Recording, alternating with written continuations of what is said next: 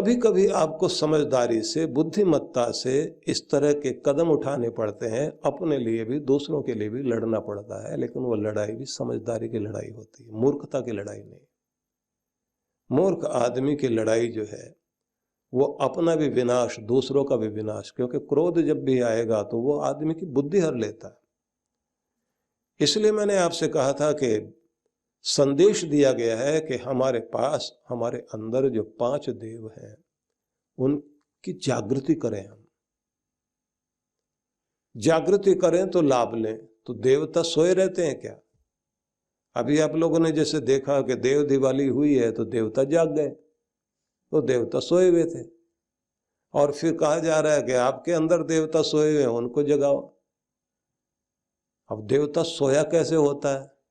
आपकी माचिस जो होती है ना, माचिस, मैच बॉक्स जिसे बोलते हैं, दिया सलाई, तो वो जो आपके पॉकेट में है तो उसमें अग्निदेव सोए पड़े हैं। अब आपने काम में लेना है तो क्या करेंगे? उसको कहेंगे महाराज जागिए। तो जागने के लिए क्या करेंगे? धूप बत्ती लेकर आए, उनके ऊपर फूल वूल चढ़ाए, गोल गोल घुमाए और फिर कहें जागो महाराज। वो कहेंगे ये मूर्खता नहीं चाहिए भाई, हमारे जगाने के लिए ये फूल वूल वहां नहीं, वो तो मंदिर में जो देव हैं उनके लिए है ये विधि। तो हमारे जागृति के लिए क्या है कि बस अपनी माचिस की तीली लो और माचिस के ऊपर से रगड़ करके देखिए आप, हम प्रकट हो जाएंगे। तो बस ऐसे ही आपने करना है कि कौन कौन से चक्र में कौन कौन से देवता मौजूद हैं, वहां पर आपने दिया सलाई की तरह से कहीं प्राणायाम करना, उसके बाद ध्यान लगाना। ध्यान से ही आपने जो है रगड़ना है ना। बच्चे भी तो माचिस की तीली रगड़ के देखते हैं, नहीं जलती। कई बार थोड़ी सी सीलन होती है तो आप भी जो है सीली भी माचिस को जलाने की कोशिश करते हैं, तो उसमें कुशलता चाहिए। जो समझदार होता है वो जो है सूखे कपड़े पर रख करके और थोड़ा सा उसको हल्का सा प्रयोग करके और इस तरह से जला लेता है कि दूसरे से नहीं जल पा रही थी, उससे वो माचिस की तीली जल जाती है। बस इतनी बात है कि आप अग्निदेव को जगाया, आपने अग्नि प्रकट की उसमें से। ऐसे आपके अंदर भी शक्तियां हैं देवताओं की, उन्हें प्रकट करना सीख जाइए। वो प्रकट करने से क्या होगा? बोले आपको फायदा जो लेना है तभी फायदा ले सकोगे, नहीं तो देवताओं का फायदा नहीं ले सकोगे, इन शक्तियों का फायदा नहीं ले सकोगे। और ये शक्तियां केवल यही काम नहीं करती, यहाँ से इनका संबंध है ब्रह्मांड से, और ब्रह्मांड में जहाँ शक्तियां बैठी हुई हैं उनका संबंध आपसे जुड़ता है और फिर आपको डायरेक्ट लाभ मिलना शुरू हो जाता है। अब आप पूछोगे कि ऐसा किसी के साथ होता है क्या? किसी के साथ हुआ तो कोई उदाहरण बता दीजिए, नहीं तो ये तो बेकार की बातें हैं, यही तो ध्यान में आता है। अब आप सोच लीजिए कि कोई एक व्यक्ति सेनापति बन जाता है, कोई एक जो घर के 4 या 5 भाई हैं, कोई पुलिस में चला गया, कोई पढ़ाने वाला प्रोफेसर बन गया, एक जो है बैंजो लेकर के बैठा गाना गा रहा है। अब उससे पूछा जाए तो ये सब अलग अलग क्यों? क्योंकि जिसकी जो शक्ति जागृत हो गई उसी तरह का व्यक्तित्व बन गया। एक किसान का काम कर रहा है, उसे पढ़ाते भी रहे, जनाते भी रहे, वो बोला कि नहीं बस बागवानी पसंद है अपने को। तो ये सब अलग अलग क्यों? एक जैसी शक्ल वाले, एक ही माँ बाप के बेटे, एक जैसा वातावरण में रखे गए, अलग अलग कैसे हो गए? क्योंकि किसी का कोई चक्र जागृत है, किसी की कोई अलग वृत्ति है। अलग अलग तरह से लोग जो हो जाते हैं उसका कारण ये है कि अंदर की कौन सी शक्ति उसकी है जो वो जागृत है। अगर व्यक्ति को दूसरी चीजें भी सिखा दी जाएं, उसकी तरफ भी उसका ध्यान ले जाएं, तो ऐसे लोग देखे हैं जो अच्छे फौजी हैं, अच्छे अधिकारी हैं, संगीत में भी आगे आ गए, दूसरी विद्याओं में भी आगे आ गए। तो आपकी बहुत सारी शक्तियां जगाई जा सकती हैं। व्यक्ति को ऐसा बनाया जा सकता है कि उसके अंदर अनेक तरह के गुण जागृत हो सकते हैं। और ये ऐसा भी बनाया जा सकता है, जैसे अर्जुन को तपस्या करके ऐसा सिखा दिया गया था कि 1 वर्ष तक के लिए, जो कहते ना उसको शाप दिया गया था, वो शाप नहीं, समझ लीजिए उसको इस तरह की चीज सिखा दी गई थी कि 1 वर्ष तक तुम जो है फौजी सेनापति होने के बाद भी, इतने बड़े योद्धा होने के बाद भी, एक नाचने गाने वाला युवक बन करके और उसी तरह से नाचो और वैसे ही कमर को मटकाओ, वैसे ही रहो और तुम्हारा चेहरा भी वैसा हो जाए। मतलब अपने हार्मोन्स में इतना ज्यादा चेंज ला सकते हैं आप। मैं ये बताना चाहता हूं कि आप अपने जीवन में अनेक परिवर्तन कर सकते हैं जब अपने अंदर की भीतरी शक्तियों को जागृत करते हैं। लेकिन इसका सबसे बड़ा लाभ तब होता है, सांसारिक लाभ तो होता ही है, सबसे बड़ा लाभ तब होता है जब आप अनेक सिद्धियां और विभूतियों को प्राप्त करते हैं। कोई व्यक्ति अपने काम को करते करते, अपना ध्यान टिकाते टिकाते अपने आप को उतनी ऊंचाई पर ले जाता है कि उसको हर रोज नए नए आइडियाज मिलते हैं और वो आइडियाज जो है उनको सफलता की तरफ लेकर जाते हैं। इसलिए दुनिया में वो लोग जिन्होंने बहुत कमाया, क्योंकि समाज को परिवर्तन की धारा में कौन लेके जाते हैं, ये बात ध्यान से सुनना। समाज को प्रभावित करने वाले और परिवर्तन की धारा में ले जाने वाले कौन लोग होते हैं? या तो जो धन से बहुत ऊंचाई पर पहुंच गए, उनका प्रभाव समाज पे बहुत दूर तक पड़ता है, या फिर जो है पद में, शासन व्यवस्था में, राजनीति में जो बहुत आगे जा करके अपने आप को जिन्होंने स्थापित कर दिया और सफलता की उस ऊंचाई पर पहुंच गए, वो समाज को प्रभावित करते हैं। या फिर ज्ञान की दशा में जिन्होंने अपने आप को आगे पहुंचा दिया, ज्ञान विज्ञान में आगे पहुंच गए और जिनके कारण समाज को बहुत बड़ा लाभ होगा। जैसे आप लोगों ने देखा कि हमारे देश में वैज्ञानिक होमी भाभा, हमारे जो अभी राष्ट्रपति भी रहे एपीजे अब्दुल कलाम साहब, जिन्होंने भारत को सर उठा करके दुनिया के सामने एक महाशक्ति बनने में बड़ा भारी योगदान दिया। ये लोग समाज को इतना प्रभावित क्यों कर पाते हैं कि एक व्यक्ति अपनी शक्ति को ले जाते ले जाते ले जाते ले जाते इतना ऊंचाई पर लेकर गया कि उसका नाम भी लिया जाता है और समाज पर उसका प्रभाव दूर तक रहता है। और ऐसा नहीं कि इनके जीवन में कोई निराशा नहीं थी। एपीजे अब्दुल कलाम साहब के विषय में कहा जाता ना कि जिस समय वो नेशनल डिफेंस अकादमी में भर्ती होने के लिए चले गए थे देहरादून में, आप समझ लीजिए समुद्र के किनारे से चल करके आए थे रामेश्वरम से, और उनको सफलता नहीं मिली तो एक बार तो जीवन का अंत करने की इच्छा जागृत हो गई। और जब, क्योंकि वापस जाने के लिए टिकट तक के पैसे नहीं थे, और स्वामी शिवानंद जब उनके जीवन में उस समय उनको मिले और उन्होंने कहा कि मैं तुम्हें बता सकता हूं कि तुम्हें नौकरी क्यों नहीं मिली। वो पूछते हैं क्यों? कि इसलिए कि भगवान ये नौकरी नहीं देना चाहता था, तुम्हें किसी बहुत बड़े काम के लिए चुना गया है, बस उसको खोज लो जिसके लिए तुमको चुना गया है। और एक दिन वो बात सिद्ध हुई कि जिस काम के लिए चुना गया था उस व्यक्ति ने वो करके दिखा दिया। तो समाज को प्रभावित करते हैं वे लोग जिन्होंने अपने अंदर की इन शक्तियों को जागृत करते करते, एक शक्ति पर भी काम करते करते आप किसी ऊंचाई पे पहुंच गए, आप पूरे समाज को। और फिर एक बात और ध्यान रखना, और ज्यादा आप अपनी शक्ति को जागृत करते करते और ऊंचाई पर पहुंच गए तो सिर्फ एक देश को प्रभावित नहीं करोगे, आप पूरे विश्व को प्रभावित कर सकते हो। और ये प्रभाव क्या होता है इसकी आप कल्पना नहीं कर सकते। कोई व्यक्ति 27 साल तक जेल में बैठ करके और फिर भी किसी के प्रताड़ना से टूटे नहीं। नेल्सन मंडेला का नाम ऐसे नहीं लिया जा सकता। किसी व्यक्ति को आप मूर्ख समझें, पढ़ाई लिखाई नहीं है, कुछ भी नहीं है, लेकिन कोई एक जिद, कोई एक पिछले जन्म का कोई तपस्या रही होगी, कोई शक्ति रही होगी जो इस जन्म में भी आ गई और वो किसी कारण से जागृत हो गई, और वो व्यक्ति सालों तक 20-22 साल लगा करके पहाड़ को खोदता चला जाए और रास्ता बना करके छोड़े। क्योंकि उसके साथ एक घटना घट गई थी कि उसकी पत्नी जो है प्रसव पीड़ा से मर गई और वो बेचारा हॉस्पिटल ले जाने के लिए कोशिश करता रहा, क्योंकि रास्ते में पहाड़ था, घूम के जाना होता था। आप लोगों ने तो देखा, उसके ऊपर फिल्म बनी। अनेक तरह के लोग समाज में हैं, तो कोई व्यक्ति इतनी ऊंचाई तक क्यों चला जाता है? क्योंकि भीतर जो आपके ये 5 देव माने जाते हैं, 5 चक्र देव शक्तियों की जो ये केंद्र हैं, इनको जगाना सीख जाए कोई आदमी। इसी के लिए गुरु जो है प्रेरणा देता है, सिखाता है। और कमाल की बात यह है कि गुरु के सत्संग से लोग बहुत प्रभावित होते हैं, लेकिन उसको सबसे ज्यादा आनंद कब आता है? जब वो ध्यान में बैठाता है किसी को।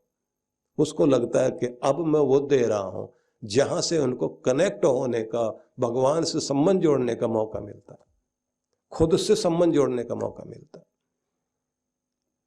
इसलिए मैं निवेदन करना चाहता हूं कि इसके बाद वो स्थिति आती है जहां आप अपने भीतर की शक्तियों को जागृत करते हैं। तो आपकी रीढ़ जहां से शुरू होती है वहां भवानी शक्ति है, आपकी जीवनी शक्ति बन करके बैठी है। लेकिन यहीं से अगला भाग है गणपति का, जहां से आपके अंदर की नेतृत्व शक्ति जागृत होती है। और किसी की भीतर की इस नेतृत्व शक्ति को जो सोई पड़ी हो, वहां से शुरुआत की जाती है। जब आप अपने बच्चे को हर काम में आगे करें, टिकट खरीदना है तो ट्रेन का, बस का, बच्चे को आगे करो, तुम लो बेटा, ऐसे करना है तुमने। मार्केट में खड़े हैं तो उसके हाथ से करवाइए आप। उसको जब आप प्रोत्साहित करते हैं, उसे आप कहिए कि आप सुबह तैयार हो रहे हो, अपने स्कूल का बैग तैयार कर रहे हो, तो अपना बैग खुद तैयार करना। अपने बेड से उठे हो तो अपनी चादर अपने आप समेट करके रखनी है, अपने कपड़े अपने आप अपने दराज में रखने हैं। आपने जब भोजन करने के लिए किचन में से भोजन लेना है तो अपनी थाली, अपनी प्लेट लेकर के जाओ और भोजन लगा करके लेकर के आओ, रखो। और जब भोजन कर लिया तो अपने बर्तन उठा करके घर के अंदर अपने किचन में रख करके आओ और माँ को थैंक्स करो जिसने तुम्हारे लिए भोजन पकाया। तो इसका मतलब क्या होता है कि आप बच्चे को सिखा रहे हैं, ये वो अनुशासन है जब उसके अंदर की गणपति शक्ति को जागृत कर रहे हैं कि तू परजीवी नहीं है, आत्मजीवी, स्वयं जीवी व्यक्ति है, स्वयं सेवक है। तो अपना सेवक खुद बनना, यहीं से नेतृत्व शक्ति जागती है। अपना काम खुद करना सीखें। और हम अपनी ममता को ये समझ लेते हैं, हर बात हम माँ बाप करके दिखाएं बच्चे को, कंधे पर बैठा के लेके घूमे उसको, उसे लुंज पुंज, बीमार और कमजोर, कोमल बना करके छोड़ देते हैं, जो जिंदगी की कठोरता का सामना नहीं कर सकता। इसलिए पहली शक्ति आपकी जो है भवानी शक्ति है, मातृशक्ति है, जो आपको जन्म देती है, जिसके कारण आपका जीवन चलता है, वो आपके मूलाधार की शक्ति है। ये वो पहला देव है। इसको गुरु कहते हैं कि पहले इस शक्ति को उठाना सीखो। और इसे कहा गया है ये सरपेंटल पावर है। जैसे कोई जो सांप चलता है ना, तो सांप के चलने का जो है वो टेढ़ा मेढ़ा होके चलता है। आपने बिजली के जो है आकृति, उसका सिंबल देखा होगा, वो ऐसे करके बनाया जाता है, जैसे जेड लिख दिया हो इंग्लिश में, कैपिटल लेटर में जैसे जेड लिखते हैं ना, ऐसे जो है वो बना देते हैं, विद्युत का जो सिंबल बनाते हैं, इलेक्ट्रिसिटी का। लेकिन जो सांप है, सांप को दिखाते हैं ना कि वो ऐसे लहराता हुआ चलता है। तो ऐसे समझाने के लिए कि आपकी जो ये पावर शरीर के अंदर विराजमान है, वो सर्प की तरह चलती है, वो ऐसे ऐसे करके चलती है ऊपर की तरफ। तो उसी को समझाने के लिए कहा कि वो बैठी है, और शिवलिंग में आप देखेंगे सांप जो है वो दिखाया जाता है, और उसका मतलब होता है कि 3.5 लपेटे लेकर के शिव के ऊपर इस तरह से फन किया हुआ है। तो आपकी भी ये शक्ति जो है वो 3.5 लपेटे लिए हुए है, और जागृत हो जाए तो सिर तक आती है यहाँ। तो शिवलिंग के ऊपर की तरफ आपने देखा होगा कि सर्प जो है वहां ऐसे फन किए हुए है। बस ये भवानी शक्ति को यहां लाना होता है, ये सरपेंटल पावर है, ये सर्प की तरह चलने वाली शक्ति है। और इसे कहा जाता है प्रकाश की गति से 3 से 4 गुना तेज गति से चलने वाली शक्ति है। इतनी तेजी से ऊपर जाएगी, आपकी चुटकी बजाने में तो समय लगता है, जब ये चक्रों को पार करती है। लेकिन उससे पहले इसको अपनी नाड़ियों को शोधन करना बहुत आवश्यक होता है, अपने स्वरों को सम करना बहुत आवश्यक होता है। तो आपको फिर मैं बता रहा हूं कि धीरे धीरे बच्चों को भी ये शक्ति देने के लिए तैयार करना चाहिए कि वो जो है गणपति की शक्ति जगा सकें।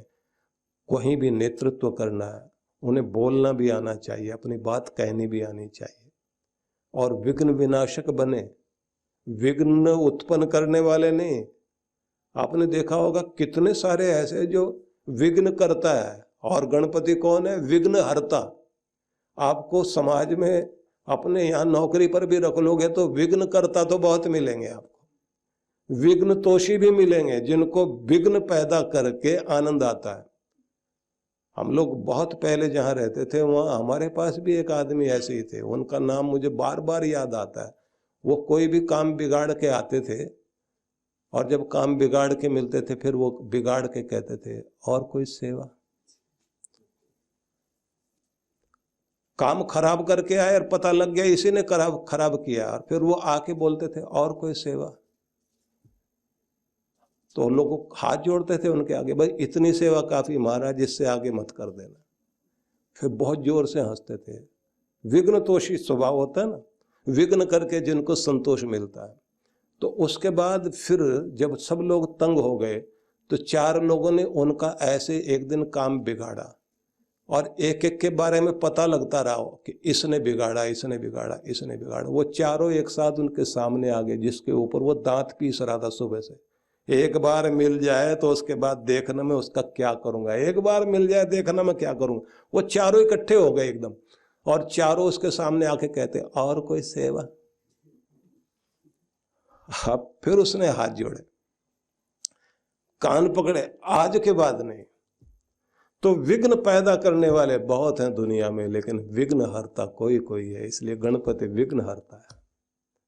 अपने बच्चों को वही ट्रेनिंग दीजिए कि वो विघ्नों को नष्ट करने वाले बने, विघ्न पैदा करने वाले नहीं, अपने लिए भी और अपने समाज के लिए और अपने परिवार के लिए। ये शक्ति जागरण है। माता पिता एवं वृद्ध जनों के प्रति सम्मान व्यक्त करने का और हृदय से कृतज्ञता ज्ञापित करने का तथा अपने कार्यों से समाज व राष्ट्र को गौरवान्वित करने वाले अति विशिष्ट जनों के सम्मान का पर्व है श्रद्धा पर्व। परम पूज्य सद्गुरुदेव श्री सुधांशु जी महाराज एवं डॉक्टर अर्चिका दीदी जी के पावन सानिध्य में विश्व जागृति मिशन पिछले 27 वर्षों से श्रद्धा पर्व महोत्सव के अवसर पर अति विशिष्ट जनों को, जिनमें Shri Bandaru Dattatreya, doctor Harshvardhan, doctor Naresh Trehan, Shri Shivpal Gupta, Shri GP Bhagat जैसे अनेकों राष्ट्र व समाज सेवकों को सम्मानित करता आ रहा है।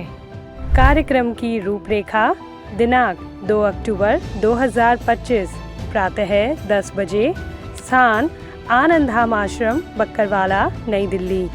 आयोजक विश्व जागृति मिशन। आप सपरिवार सादर आमंत्रित हैं। 108 कुंडीय श्री गणेश लक्ष्मी महायज्ञ परम पूज्य सद्गुरुदेव श्री सुधांशु जी महाराज एवं डॉक्टर अर्चिका दीदी जी के पावन सानिध्य में विश्व जागृति मिशन पिछले कई वर्षों से जनहित में सुख समृद्धि एवं रिद्धि सिद्धि प्राप्त कराने हेतु श्री गणेश लक्ष्मी महायज्ञ का आयोजन करता आ रहा है। इसी क्रम में इस वर्ष भी आनंद धाम आश्रम के पवित्र प्रांगण में 4 से 7 अक्टूबर तक 108 कुंडीय श्री गणेश लक्ष्मी महायज्ञ आयोजित किया जा रहा है, जिसमें गणेश लक्ष्मी के महाजाप के साथ साथ मंत्राहुति विशेष रूप से होगी। साथ ही 7 अक्टूबर शरद पूर्णिमा के अवसर पर वरदान सिद्धि साधना में सम्मिलित होकर इष्ट कृपा व गुरु कृपा प्राप्त करें। कार्यक्रम की रूपरेखा दिनांक 4 से 7 अक्टूबर 2025 प्रातः 8 बजे। विशेष 7 अक्टूबर वरदान सिद्धि साधना एवं शरद पूर्णिमा पर गुरु दर्शन। आप सपरिवार इस कार्यक्रम में सादर आमंत्रित हैं। आप घर बैठे भी यज्ञ में भाग ले सकते हैं। यज्ञ में यजमान बनने के लिए संपर्क करें